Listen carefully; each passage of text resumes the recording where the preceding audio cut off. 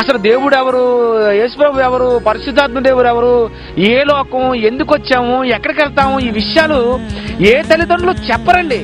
కారణం తల్లిదండ్రులు చెప్పే ఒకటే, ఇగోరా మీ నాన్న, నేను అమ్మని, మీ అక్క, మీ తమ్ముడు, చెల్లి, వీళ్ళందరిని ఉద్దేశించుకుని పాట కట్టానండి. తల్లిని, తండ్రిని, అన్న, చెల్లిని నీకోసం ఆ దేవుడే ఇచ్చాడు చూసావా. తల్లిగా, తండ్రిగా, అన్నగా, చెల్లిగా ప్రేమను పంచాలనే ఇచ్చాడు. ఇది తెలుసా? తల్లిలో ప్రేమను ఉంచాడు, అది తల్లిది కాదు. అది తండ్రిలో ప్రేమను ఉంచాడు, అది తండ్రిది కాదు. తల్లి, తండ్రి, అన్న, చెల్లి చూపిన ప్రేమనన్నీ తనవే.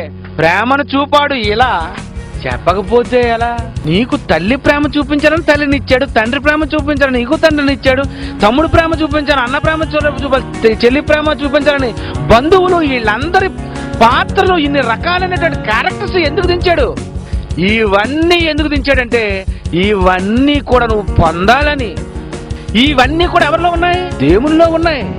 ఏళ్లను చూసి దేవుణ్ణి మర్చిపోతావా? అందుకే పాటలో చరణం గమ్మత్తు కట్టాను. ఏమని ఇచ్చాను? తల్లి తండ్రి ప్రేమను చూసి దైవ ప్రేమ మరిచావా? ఇంత దేవుని మర్చిపోయా? అయ్యో ఇక అంత పొరలేదా? ప్రేమతో కొట్టడం అంటే అదే. క్షణంలో రాస్తానండి ఆ పాట అంతాను. అంతే కదండి. ఈ తల్లి, తండ్రి, అన్న, చెల్లి వీళ్ళందరినీ ఎందుకు ఇచ్చాడు దేవుడు? వీళ్ళందరూ కూడా ఈ ప్రేమను చూపించాలని ఎందుకు ఇచ్చాడంటే ఇవన్నీ కూడా అతనిలో ఉన్నాయి.